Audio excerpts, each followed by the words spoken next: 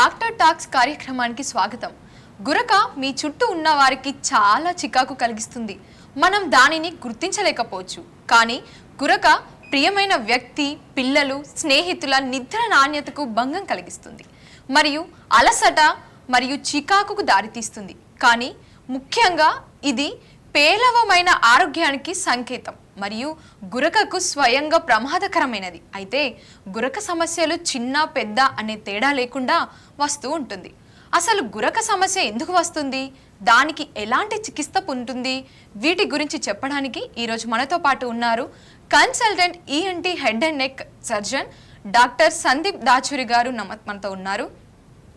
నమస్తే సార్. నమస్తే madam. Sir, అసలు గురక అంటే ఏంటి సార్? గురక అనేది బేసికలీ ఒకప్పుడు ఏం ఆలోచించే వాళ్ళంటే గురక పెట్టి నిద్రపోతున్నాడు అంటే అబ్బా బాగా నిద్రపోతున్నాడు అనుకునే వాళ్ళండి. గురక అనేది మన ఎయిర్ ప్యాసేజెస్ అంటే మన ముక్కు గొంతులో గాలి వెళ్తున్నప్పుడు అక్కడున్న సాఫ్ట్ టిష్యూస్ వైబ్రేట్ అవ్వటం వల్ల వచ్చే శబ్దం అండి గురక. అంటే మన చిన్న నాలిక కానీ ప్యాలెట్ అంటాము, చిన్న నాలిక పక్కన ఉన్న సాఫ్ట్ టిష్యూస్ కానీ ఇవి వైబ్రేట్ అవ్వటం వల్ల, గాలి పోయేటప్పుడు వైబ్రేట్ అవ్వటం వల్ల వచ్చే సౌండ్ని గురక అంటామండి.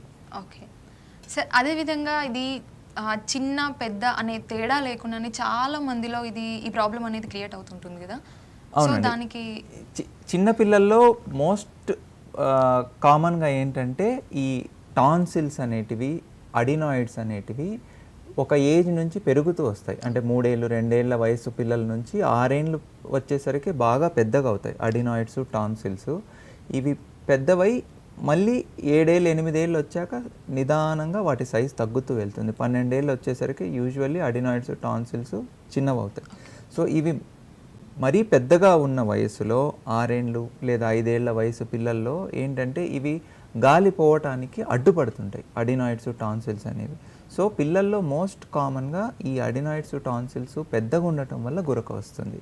వేరాజ్ పెద్దవాళ్ళల్లో ఎస్పెషలీ మగవాళ్ళల్లో ఈ వయస్సు పెరిగే కొద్దీ మజిల్ టోన్ అంటాం, ఈ మజిల్ టోన్ తగ్గిపోయి మజిల్స్ కొంచెం లూజ్ అవ్వటం వల్ల ప్లస్ ఊబకాయం అంటే ఒబెసిటీ వల్ల ఫ్యాట్ డిపాజిషన్ జరిగి మెడలో ఆ సరౌండింగ్ టిష్యూస్లో ఎయిర్వేస్ నేరో అయిపోయి ఈ గురక రావటం అనేది సర్వసాధారణంగా చూస్తుంటాం.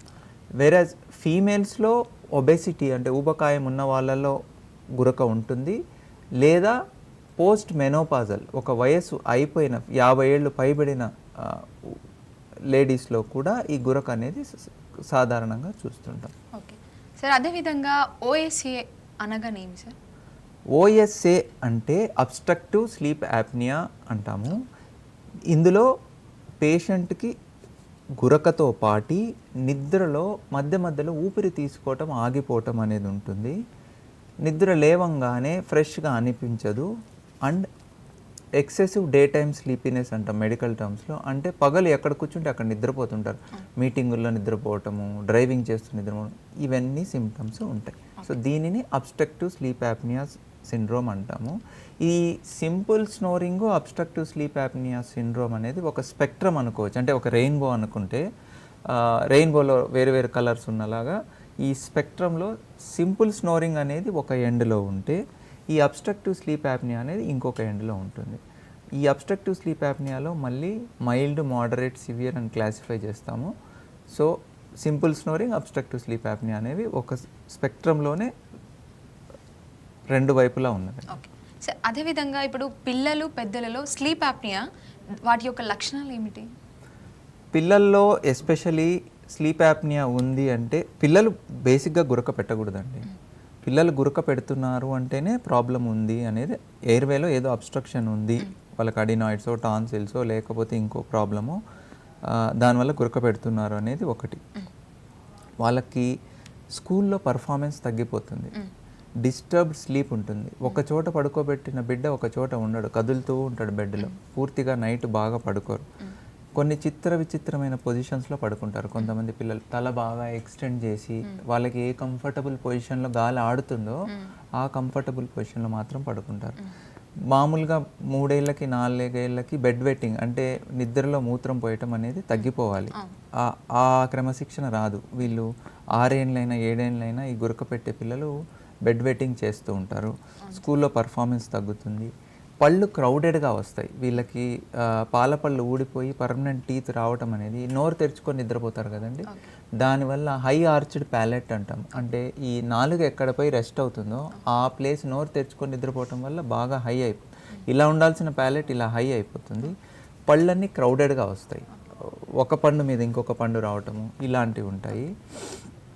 సో ఓవరాల్గా వాళ్ళ కాగ్నిషన్ అంటే వాళ్ళ ఇంటెలిజెన్స్ ఇవన్నీ కూడా తగ్గిపోయే అవకాశం ఉంటుంది గురక పెట్టే పిల్లలు. వేరేస్ పెద్దవాళ్ళలో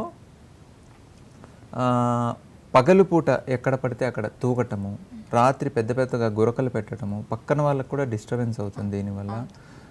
నిద్ర లేవంగానే నాకు ఫ్రెష్గా లేదు, ఇంకా కొద్దిసేపు నిద్ర పట్టి స్లీప్ అంటే non rapid eye movement sleep. దీంట్లో మళ్ళీ N1, N2, N3 అని ఉన్నాయండి. N3 అంటే బాగా డీప్ స్లీప్, అంటే ఆ డీప్ స్లీప్లో ఉన్నప్పుడు మనం లేపిన వాళ్ళు లేవరు, గాఢ నిద్ర అంటారు కదా, అది N3 స్లీప్. N2 స్లీప్ అంటే స్లైట్ స్లీప్, అంటే ఏదైనా చిన్న తలుపు సౌండ్ వచ్చినా టక్కన లేస్తారు. సో అలా స్టేజెస్ ఆఫ్ స్లీప్ అనమాట ఇవి. నేను ఇంకా మరీ డీటెయిల్స్లోకి వెళ్ళట్లేదు స్లీప్లోకి, కానీ REM స్లీప్ అంటే ర్యాపిడ్ ఐ మూమెంట్ స్లీప్. మీరు ఆ REM స్లీప్లో నిద్రపోతున్న వ్యక్తి కన్నుని చూస్తే కన్ను కదులుతూ ఉంటుంది, ఈ కన్ను రెప్ప కింద చూస్తే మీరు కదులుతూ ఉంటుంది, మూమెంట్స్ ఉంటాయి. అంటే వాళ్ళు ఆ టైంలో యూజువల్లీ కలలుగానే అవకాశం కూడా ఉంటుంది. ఓకే ఓకే సార్, ఇప్పుడు అదే విధంగా ఇప్పుడు గురక అని చెప్పారు, దీనికి మంచి ఎక్స్ప్లెనేషన్ ఇచ్చారు కదా, ఇలా మంచి నిద్ర కోసం కొన్ని మంచి చిట్కాలు చెప్పాలి సార్. అంటే ఈ గురక ఉన్న వాళ్ళ సమస్య వాళ్ళని కాదు, జనరలైజ్డ్గా చెప్తున్నాను. ఇప్పుడు బేసిక్గా ఏంటంటే యాక్చువల్గా మనిషి 1/3 ఆఫ్ లైఫ్ స్లీప్లో గడపాలండి. రోజుకి 8 అవర్స్ నిద్రపోవాలి. నిద్రపోయే వాళ్ళు ఒకప్పుడు ఏంటంటే ఈవినింగ్ 6ంటికి అంతా భోంచేసి లైట్స్ ఫెయిల్ అవ్వగానే, అంటే ఎలక్ట్రిసిటీ లేని రోజుల్లో 7ంటికి 8ంటికి పడుకొని నిద్రపోయేవాళ్ళు. ఉదయం 5కు 6కు సూర్యుడు ఉదయించిన తర్వాత లేచేవాళ్ళు. వాళ్ళకి 8 అవర్స్ స్లీప్ అనేది రొటీన్. సో మన క్లాక్ కూడా, మన బాడీలో క్లాక్ ఉంటుంది సర్కేడియన్ రిథమ్ అనేది, మనకు కూడా 8 అవర్స్ స్లీప్ అనేది చాలా ఇంపార్టెంట్. ఇప్పుడు జనరేషన్ ఎలా అయిపోయిందంటే స్లీప్ డిప్రైవ్డ్ జనరేషన్. రాత్రి 1 గంట వరకు ఫోన్ చూస్తారు, ల్యాప్టాప్ చూస్తారు, యూఎస్కి జాబ్ అంటారు. సో ఈ laptop screens, TVs, movies, Netflix ఇవన్నీ వచ్చేసి ఏంటంటే స్లీప్ డిప్రైవ్డ్ సొసైటీ అయిపోయింది, నిద్రపోవట్లేదు సరిగ్గా మనుషులు. సో దీనివల్ల కూడా స్ట్రెస్ చాలా ఎక్కువ అయిపోతుంది మనుషులకి. సో బాగా నిద్రపోవటం అనేది చాలా ఇంపార్టెంట్. బాగా నిద్రపోవటానికి చిట్కాలు అంటే జనరలైజ్డ్గా చెప్తున్నాను నేను, ఒక రెగ్యులర్ టైంకి నిద్రపోవటం అలవాటు చేసుకోవాలండి. ప్రతిరోజు నిద్ర వచ్చినా రాకపోయినా, ఏ పని ఉన్నా ఏ పని లేకపోయినా 10ంటికి పడుకోవాలి అనుకున్నారనుకోండి, 10ంటికి పడుకోవాలి ఇంట్లో అందరూ. అది అలవాటు చేసుకోవాలి. ఇదేంటంటే బ్రెయిన్లో ఒక సర్కేడియన్ రిథమ్ అని ఉంటుంది. ఆ రిథమ్ 10ంటికి పడుకొని 6ంటికి లేవటం, ఈ రిథమ్ని క్రియేట్ చేసుకోవాలి మనుషులు. ఒకరోజు 10ంటికి పడుకొని, ఒకరోజు 1 గంటకు పడుకొని, ఒకరోజు 12ంటికి పడుకొని, అలా ఆ రిథమ్ లేకపోతే కష్టం అండి. ఫస్ట్ది రిథమ్, ఒకటే టైంలో పడుకోవాలి, ఒకటే టైంలో లేవాలి, అది అలవాటు చేసుకోవాలి. రెండవది, బెడ్రూమ్ చాలా నీట్గా క్లీన్గా ఉండాలి. గందరగోళంగా పెట్టుకొని అక్కడే తినేది, అక్కడే ప్లేట్లు, అక్కడే ల్యాప్టాప్ పనిచేసేది, అక్కడే ఈ విధంగా లేకుండా క్లట్టర్ ఫ్రీగా బెడ్రూమ్ పెట్టుకొని నీట్గా ఉంటే నిద్ర ఈజీగా పడుతుంది. అండ్ పడుకునే క్వాలిటీ ఆఫ్ ద మ్యాట్రెస్ చాలా ఇంపార్టెంట్. ఓకే, 10,000 20,000 పెట్టి వాచ్ కొనమంటే కొంటారు, కానీ మంచి మ్యాట్రెస్ కొనమంటే కొనవరు. మనం ఆల్మోస్ట్ 1/3 ఆఫ్ లైఫ్ మ్యాట్రెస్ మీదే పడుకుంటున్నాం. సో డెఫినెట్గా మంచి కంఫర్టబుల్ మ్యాట్రెస్, కంఫర్టబుల్ పిల్లో అనేటివి ఉండాలి. రూమ్ టెంపరేచర్ కూడా చాలా ఇంపార్టెంట్. అంటే మన ఇండియన్ కండిషన్స్లో ఏంటంటే ఎక్స్ట్రీమ్ టెంపరేచర్, సమ్మర్లో మనం చూస్తున్నాం ఇప్పుడు 45, 48 కూడా వెళ్ళిపోతుంది. అంత ఎక్స్ట్రీమ్ హై టెంపరేచర్ ఉంటే నిద్ర రాదు. ఓకే, ఏసీ అందరికీ ఉండదు, కనీసం కూలరు, రూమ్ టెంపరేచర్ కంఫర్టబుల్ మనకు 24, 22 డిగ్రీస్ సెంటిగ్రేడ్ ఉంటే రూమ్ టెంపరేచరు ఈజీగా నిద్ర పడుతుంది. ఉక్క పోస్తూ చెమట పడుతూ ఉందంటే నిద్ర రాదు. సో ఆ టెంపరేచర్ మెయింటైన్ చేసుకోగలిగిన కండిషన్స్ ఉంటే మనము కొంచెం చల్లటి టెంపరేచర్ ఉంది అంటే ఈజీగా నిద్ర పడుతుంది. అండ్ కెఫీన్ అండి, ఈ స్టిమ్యులెంట్స్ ఉన్నాయి కదా ఏవైతే, కాఫీ, ఆల్కహాల్, స్మోకింగ్, ఈ స్టిమ్యులెంట్స్ని తగ్గించుకోవాలి. ఈవినింగ్ 5 తర్వాత కాఫీలు తాకండి. ఈ కరెక్ట్గా 9ంటికి కాఫీలు తాగే వాళ్ళని చూశాను నేను. ఓకే, సో ఈ కెఫీన్ అంటే విపరీతమైన స్టిమ్యులెంట్ ఇది. ఇది నిద్ర పట్టనివ్వదు.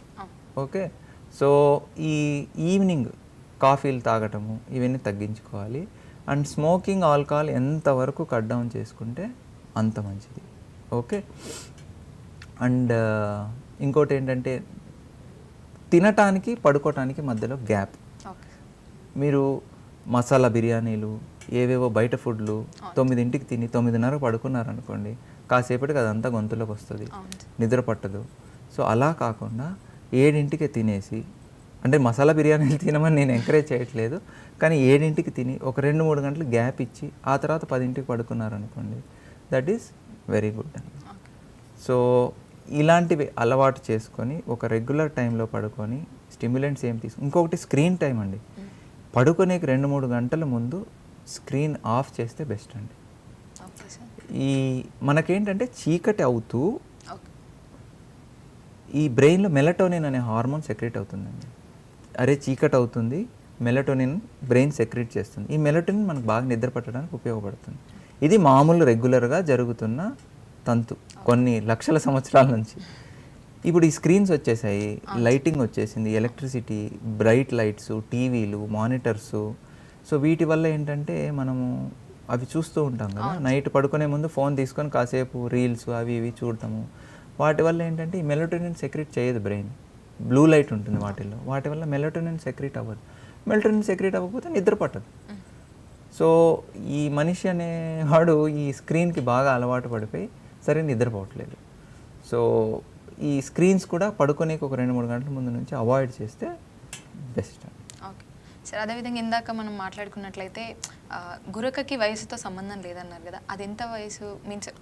లేదండి, గురకకి వయసుతో సంబంధం ఉంది. పిల్లల్లో చాలా తక్కువ ఉంటుంది గురక. మనకు వయసు పెరిగే కొద్దీ మజిల్ టోన్ అనేది తగ్గిపోతుంది. సో లేడీస్లో బిలో 50 years వాళ్ళకి ప్రొటెక్టివ్ హార్మోన్స్ అన్నీ ఉంటాయి కాబట్టి గురక అనేది తక్కువ ఉంటుంది. ఒక్కసారి వాళ్ళు మెనోపాజ్ దాటిన తర్వాత లేడీస్కి జెంట్స్కి రిస్క్ సేమే ఉంటుంది.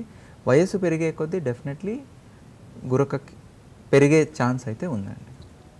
దీనికి ముందు జాగ్రత్తలు మెయిన్గా ఏవి తీసుకోవచ్చు సార్? వెయిట్ గెయిన్ అవ్వకండి. ఓకే, రెగ్యులర్ ఎక్సర్సైజ్ ఉండాలి. డైలీ ఒక 1/2 hour ఎక్సర్సైజ్ చేయగలిగితే బెస్ట్ అండి. సార్ అదేవిధంగా ఇప్పుడు మనం చెప్పుకున్నట్లయితే గురక అనేది శాశ్వతంగా రాకుండా ఉండాలి అంటే ఏం చెప్తారు సార్? గురక అనేది రాకుండా ఉండాలి అంటే మెయిన్ బరువు పెరగకూడదండి. Okay sir. ఈ మన కంట్రీలో యూత్ చాలామంది ఒబీస్ ఏమి ఉండరు. సో వాళ్ళందరికీ ఇచ్చే సందేశం ఏంటంటే బరువు పెరగకండి. బాడీ మాస్ ఇండెక్స్ అనేది 19 to 22 మధ్యలో మేనేజ్ చేయాలి. ఓకే, 19 to 22 మధ్యలో బాడీ మాస్ ఇండెక్స్ ఉండి రెగ్యులర్గా ఎక్సర్సైజ్ చేయండి అండ్ హెల్తీ డైట్ తీసుకోండి. ఏవైతే ఈ ప్రిజర్వ్డ్ ఫుడ్స్ ఇలాంటివి తినకుండా ఫ్రెష్ వెజిటబుల్స్ కానీ, ఫ్రెష్ ఫ్రూట్స్ కానీ, మిల్క్ కానీ, ఎగ్స్ కానీ ఇలాంటివి తీసుకోవచ్చు. అలా కాకుండా బర్గర్సు, పిజ్జాసు ఇలాంటి వాటికి వెళ్తే ఊబకాయం వచ్చే అవకాశం, బరువు పెరిగే అవకాశము. సో దాని సైడ్ ఎఫెక్ట్స్ అవన్నీ ఉంటాయి. And regular exercise daily morning ఒక 1/2 hour, ఈవినింగ్ ఒక 1/2 hour వాకింగో లేదంటే ఏదైనా గేము స్పోర్ట్స్ చేయండి.